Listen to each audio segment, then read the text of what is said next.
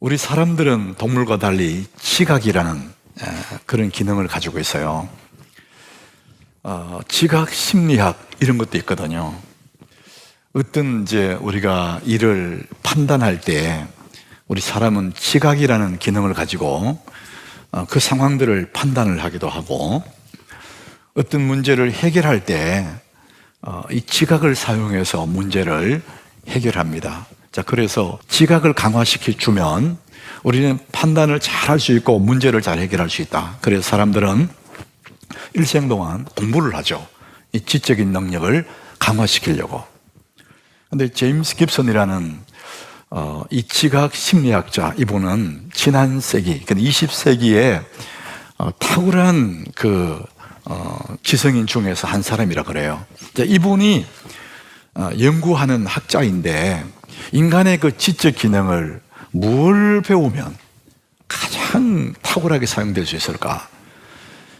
그 지적 기능은 뭘로 강화시켜주면 모든 삶이 행복할 수 있을까? 이분이 연구해 보니까 그 어떤 공부보다도 감사 기술을 공부하면, 감사 기술을 익히면 이 사람은 모든 일에 행복할 수 있다, 이런 얘기를 해요. 성경은 그것을 증명해 주고 있습니다. 골로새서 3장 15절에 우리 같이 읽어봅니다. 그리스도의 평강이 너희의 마음을 주장하게 하라. 너희는 평강을 위하여 한 몸으로 부르심을 받았으니 너희는 또한 감사하는 자가 되라. 자, 우리의 지각, 우리의 마음, 이 마음을 어떤 욕심이나 어떤 욕망이 주장하게 하지 말고 그리스도의 평강이 주장하게 해라. 그러면은 우리의 삶이 이 감사로 풍성하게 된다는 것이죠. 오늘 성경은 우리 그렇게 말합니다. 성격 좋은 사람도 좋고 능력 있는 사람도 좋고 성공하는 사람도 좋지만 감사하는 자가 되는 것, 이것이 가장 좋은 거다는 거죠. 여러분 마음에 이 감사, 이건 뭐 힘들 것도 없거든요. 마음만 먹으면 얼마든지 할 수 있는 이 감사의 기술, 그것을 우리가 가지게 되면 우리 모든 삶이 복이 되고 모든 삶이 풍성한 삶을 누리게 된다는 겁니다. 자, 오늘 저는 감사하면 사소한 것도 복이 된다, 이 말씀에 이 본문을 마태복음 14장을 본문으로 잡았어요. 여러분이 너무나 잘 아는 오병이어 보리떡 5개 물고기 2마리를 5,000명을 먹였다. 우리 이제 그 말씀을 우리 함께 나눌 거예요. 자, 오늘 말씀 본문이 13절 이렇게 시작이 됩니다. 예수님이 이제 배를 타고 떠나셔서 빈들에 가세요. 근데 예수님이 배를 타고 떠나시기 전에 뭔 소리를 들었어요. 뭘 들었느냐? 이제 그 앞에 보면은 세례 요한이 죽었다는 소식을 들어요. 이 세례 요한은 예수님보다 6개월 먼저 와서 주의 길을 걷게 하던 그 시대의 마지막 선지자였잖아요. 그 예수님의 길을 걷게 하던 선지자가 헤롯에게 목이 베어 죽어요. 이제 그 소식을 들은 거예요. 그러니까 주님 마음이 착잡해진 거죠. 성경대로 말하면은 민망해진 거예요. 그래서 주님이 떠나서 배를 타고 아무도 없는 빈들로 가시는 거예요. 마음이 민망하셔서 빈들로 가셨는데 거기에 무리가 쫓아온 거예요. 주님 혼자 시간을 보내고 싶은데 큰 무리가 따라왔어요. 주님은 마음이 민망하지만 그 큰 무리 앞에 나서서 하늘 복음을 전해주시고, 그 다음에 그 사람들에게 병도 고쳐주시고, 근데 보리떡 5개 물고기 2마리로 5,000명을 배불리게 먹이셔서요. 자, 오늘 이것이 우리 읽은 이 본문의 말씀입니다. 이 오병이어의 이 사건, 이 기적, 이 아름다운 이야기, 이것은 마태복음, 마가복음, 누가복음, 요한복음, 이 4복음, 이 복음서마다 다 있어요. 그 얘기는 그만큼 이 예수님이 행하셨던 이 이야기는 너무나 아름답고 소중하고 의미 있는 이야기다. 자, 우리 예수님이 지금 그 많은 무리가 몰려왔을 때에 그 무리들에게 복음을 전하다 보니까, 병을 고쳐주다 보니까 시간이 많이 흘렀어요. 그래서 이제 그분들이 배가 고플 것, 이 시장기가 도니까 예수님이 제 아들에게 너희들이 먹을 걸 주라, 이런 얘기를 하신 거예요. 먹을 걸 주라. 그 많은 사람은 어떻게 먹을 걸 주겠습니까? 자, 그래서 요한복음 6장에 보니까요, 빌립이 딱 계산하는 거예요. 아니, 이 많은 사람이 먹으려면은 200데나리온, 그만큼 떡을 사와도 모자랍니다. 200데나리온, 그 돈도 없지만은 한꺼번에 그렇게 떡을 많이 살 곳도 없습니다. 이런 얘기예요. 안 된다는 거예요. 200데나리온 쉽게 말하면 한 2천만 원 돼요. 2천만 원 돈도 없고, 그 돈 그만큼 사올 떡도 없고, 여기는 빈들이라는 겁니다. 안 된다는 거예요. 자, 오늘 마태복음 이 본문 15절에도 이제 그 얘기 합니다. 너희들이 먹을 걸 주라 그랬더니 하는 얘기가, 제 아들이 나와 이르되 이곳은 빈들입니다. 지금 여기 아무것도 없잖아요. 빈들이에요. 그리고 때도 이미 저물었습니다. 날이 저물었다는 거예요. 어둑어둑해진다는 거예요. 그러니까 돈도 없고 빈들판이고 날도 저물고, 그래서 차라리 이 사람들 다 집으로 보내서 가서 거기서 먹게 하시죠. 이런 얘기를 하는 거예요. 사람들은 내 손에 잡히는 것 없으면 없다고 말해요. 자, 사람들은 어떤 판단을 할 때 그 판단의 기준이 일단 눈으로 보는 거잖아요. 눈에 보이는 것이 지각 활동이 일어나는 거거든요. 그래서 눈으로 보고 눈에 본 대로 판단합니다. 여러분, 우리 눈이라는 것은 눈을 뜨고 보지만 사실은 우리의 시력은요, 믿을 수가 없어요. 앞에 커튼 하나만 가려 있어도 그 뒤에 뭐가 있는지 못 봐요. 그런데 우리는 우리의 보이는 것을 신뢰하고 보이는 것만 믿으려 하는 경향이 있어요. 눈에 보이는 거 없으니까 없다고 말하는 거예요. 유관입니다, 유관. 대부분이 이제 우리 눈으로 보고 그렇게 말합니다. 자, 두 번째 눈이 있는데, 마음의 눈, 심 아니에요. 이 육신의 눈으로 안 보이는 것도 마음의 눈으로 생각해낼 수가 있는 거죠.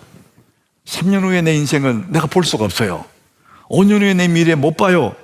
근데 내 마음의 눈으로는 상상할 수 있거든요. 이제 꿈을 꾸는 사람, 비전을 품은 사람들은 마음의 눈이 발달된 사람이에요.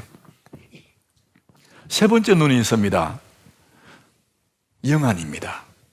육신의 눈으로도 볼 수 없고 마음의 눈으로도 볼 수 없는 그것을 영안, 다른 말로 하면은 영적인 눈인데, 이것을 믿음의 눈이라 이렇게 말합니다. 믿음의 눈으로 보면은 다 보이는 겁니다. 제자들이 지금 안 된다, 줄 수 없어요, 먹일 수 없어요, 그 말하는 것은 육의 눈으로만 보기 때문에 그래요. 이것은 빈들입니다. 날이 저물었습니다. 돈 없습니다. 사람 너무 많습니다. 눈에 보이는 거를 판단하니까 계산이 안 나오는 거예요. 근데 이런 믿음의 눈으로 예수님을 바라보면, 예수님은 생명의 떡이시거든요. 하늘 아버지의 아들이지 않습니까? 그는 그리스도십니다. 몸도 넓고 마음도 급속하게 늙어버리는 그런 때가 있어요. 그 언제냐? 감사를 잃어버리면 내 마음이 확 늙어버립니다. 왜 그렇습니까? 뭘로 그걸 내 마음이 늙었다고 증명합니까? 여러분, 마음이 늙으면은 의욕이 없어져요. 좋은 일도 좋은 줄 모르고, 맛있는 거 먹어도 맛있는지도 모르고, 가슴이 뛰지 않습니다. 의욕이 사늘하게 식어버리는 거예요. 이게 뭡니까? 마음이 늙었다는 겁니다. 왜 마음이 늙습니까? 감사를 잃어버리니까. 우리도 모르게 내 속에 독초가 자라는데, 내 삶의 독초, 그게 불평과 원망이에요. 원망과 불평은 내 삶의 독초입니다. 여러분, 어떤 일이 생기면 그냥 누구를 원망하고 불평하잖아요. 그럴 때마다 내 마음이 확 늙어갑니다.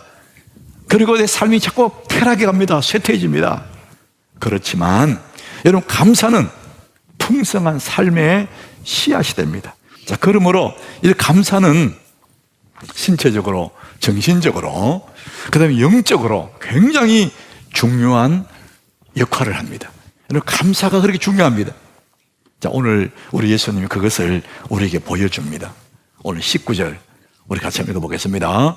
무리를 명하여 잔디 위에 앉히시고 떡 5개와 물고기 2마리를 가지사 하늘을 우러러 축사하시고 떡을 떼어 제자들에게 주심에 제자들이 무리에게 주니. 자, 예수님이 무리에 그 사람들 다 앉게 했어요.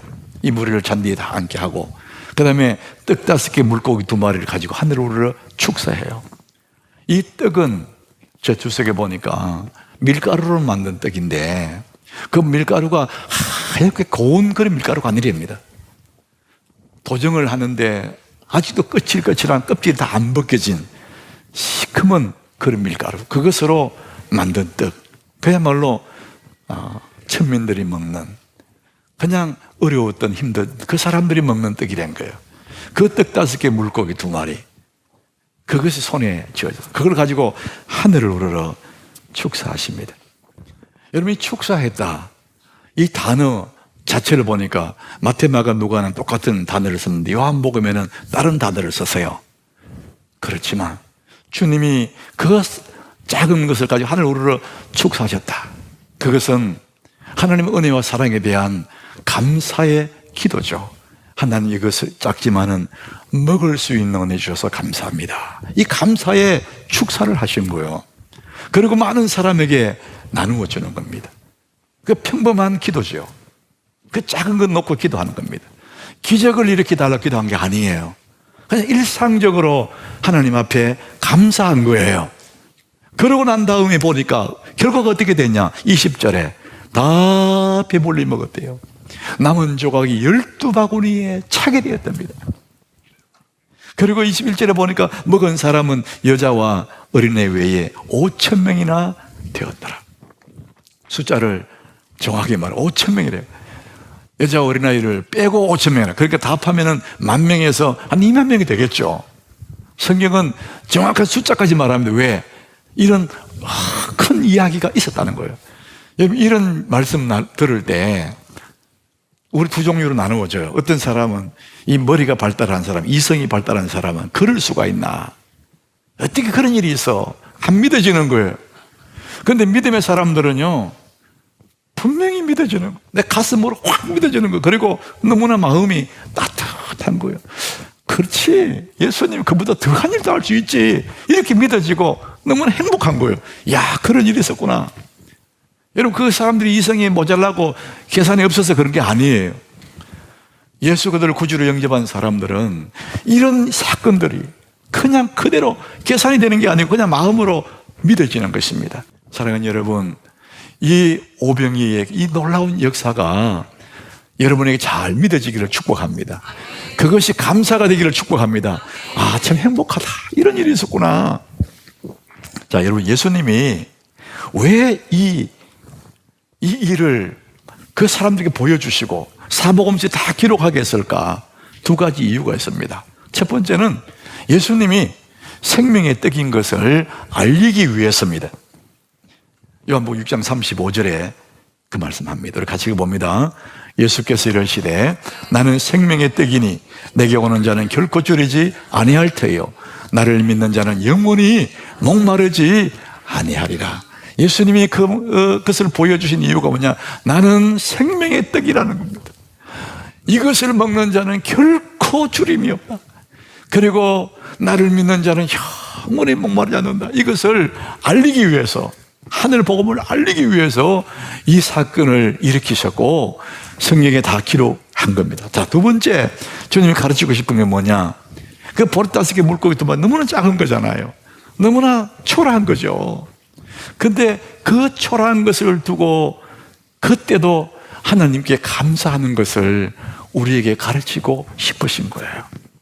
우리가 뭐 잘 될 때 큰 것들만 인해서 감사하는 것이 아니고 너무나 보잘것없는 사소한 것들도 하나님 앞에 감사할 때 어떤 일이 일어나는지를 주님 우리에게 보여주고 싶은 것이죠. 여러분, 물고기 2마리, 보리도 5개에게 요한복음 보면은 어린 아이의 도시락이라고 그래요. 그 주인은 어린 아이입니다. 이 아이가 한 끼 먹을 만한 한 끼의 음식일 뿐이에요. 혼자 먹으면은 그걸로 끝이에요. 근데 그것을 주님의 손에 올려드렸더니 5,000명이 다 배불리 먹고 남는 것이 12바구니 되었다. 나 혼자 먹으면 그걸로 끝나지만 주님의 손에 올려드렸더니 그 많은 역사가 일어났다. 이것을 우리가 보게 되는 거예요. 오병이어, 우리가 가르치는 것이 그겁니다. 내 혼자 먹을 수 있겠지만, 혼자 먹으면 그것도 끝나지만 주의 손에 올려드렸더니 그 많은 역사, 수많은 영광이 나타나더라는 거죠. 이것이 헌금이 이렇습니다. 헌금.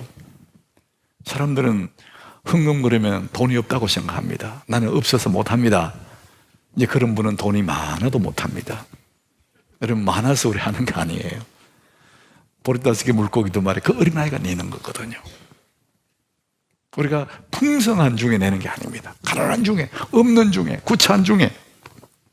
우리가 하나님께 헌금을 내고 나면 잊어버리잖아요. 근데 그것이 씨앗이 돼가지고 계속해서 하나님 역사는 일어나고 있는 것입니다. 사랑하는 여러분, 우리가 사소한 것도, 감사하면 사소한 것도 복이 되는 것이죠. 작은 그 보리다스 물고기 2마리가 아무것도 아닌 것 같지만은 그것을 통해서 하나님의 역사는 일어나는 것입니다. 사랑하는 여러분, 일생 동안 여러분의 삶 속에서 만나는 아주 작은 사소한 일들도 복이 되기를 예수 이름으로 축복합니다. 여러분, 사소한 일로 원망하고 불평하면 그것이 내게 큰 화가 되지만은 미미한 그 일도, 보리다스게 물고기 2마리 같은 그런 일에도 감사하면 그것이 내게 복이 된다는 것이죠. 제가 처음 이제 부름받아서 주님께 부름받아 전도사가 됐을 때 그 단식을 했어요. 그 3일을 하는데 기도원에 가서 입술이 막 다 말라요. 푸석푸석 다 마르고 입안이 바짝 말라, 침도 안 나오고 힘은 하나도 없고 이 피부가 푸석푸석하게 마르는 거예요. 이 사람의 몸에 수분이 안 들어가면 그래 되는 거예요. 3일을 작정하고 이제 기도하고 있어요. 배도 고픈데 물도 안 마시니까 이 몸이 막 감당하기 힘들잖아요.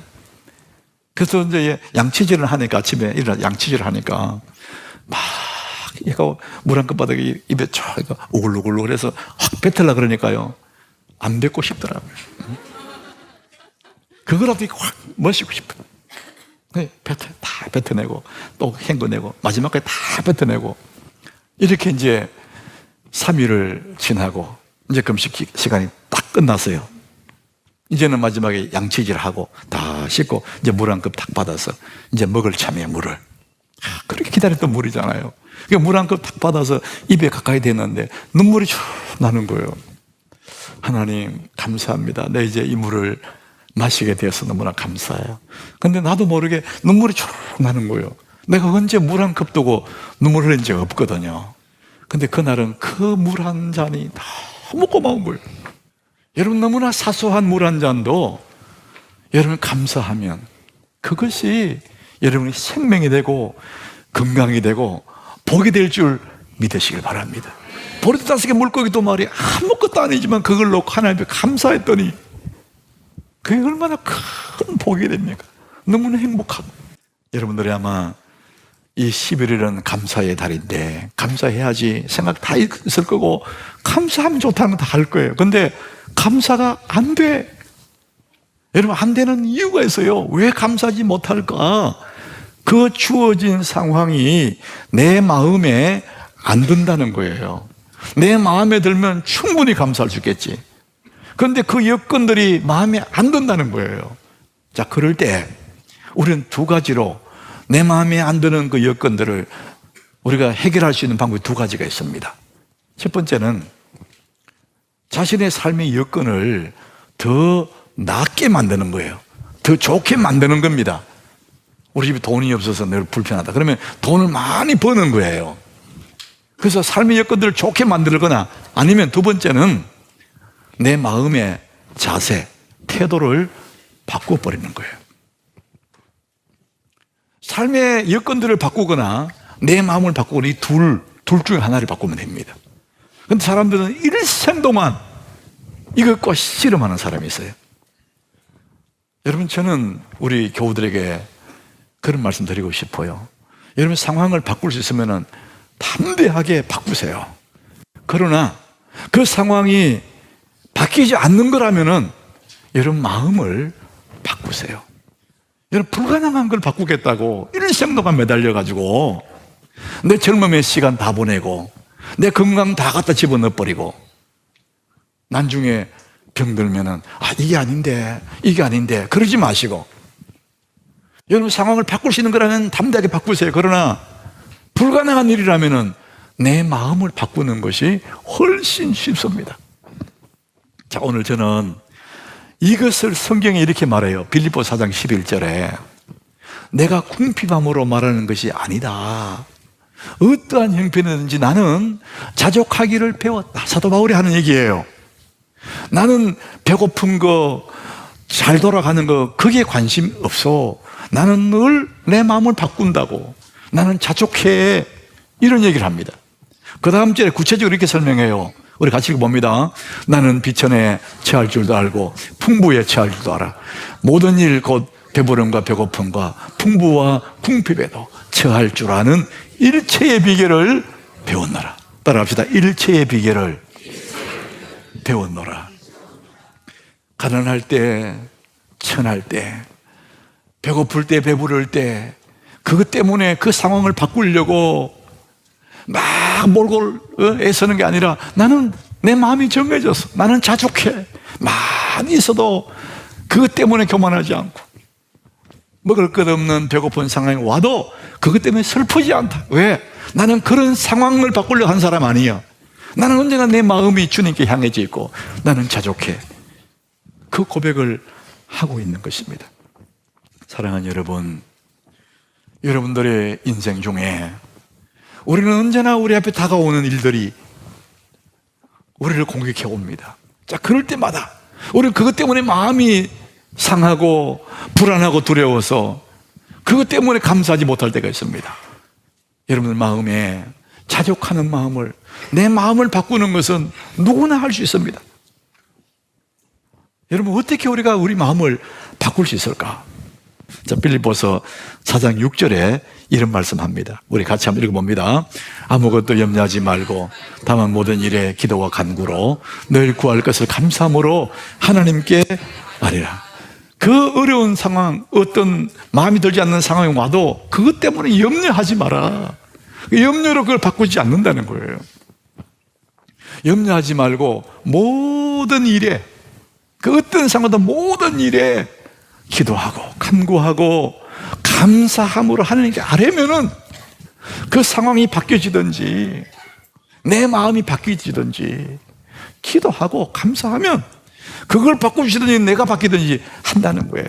자, 그렇게 하면 어떻게 되느냐? 그 다음 절에 이렇게 말합니다. 우리 같이 읽습니다. 그리하면 모든 지각에 뛰어난 하나님의 평강이 그리스도 예수 안에서 너희 마음과 생각을 지키시리라. 내가 어떤 상황 갔을 때 염려 대신에 기도하고 간구하고 감사하면, 그리하면 모든 지각에 뛰어난 하나님, 우리의 지각, 그 지각 위에 뛰어난 하나님이 거기에 평강으로 채워주시고 우리의 몸과 마음, 우리 마음과 생각의 풍성한 은혜를 부어주신다는 거예요. 이것이 우리 그리스도인들의 삶의 모습입니다. 사랑하는 여러분, 감사하면 사소한 것도 복이 됩니다. 하나님은 여러분의 마음속에, 우리 각자의 마음속에 깊은 곳에 우물을 하나씩 이렇게 뒀대. 우물. 그 우물의 이름은 감사라는 우물이랍니다. 내 속에 있는 이 감사 우물을 길어 올리면은 내 삶이 그냥 푸르고 푸른 인생이 되는 거예요. 근데 우리는 내 속에 있는 이 감사의 우물을 퍼올리는 것이 아니고 바깥에 있는 이 일들, 맨날 그것만 쫓아다니는 겁니다.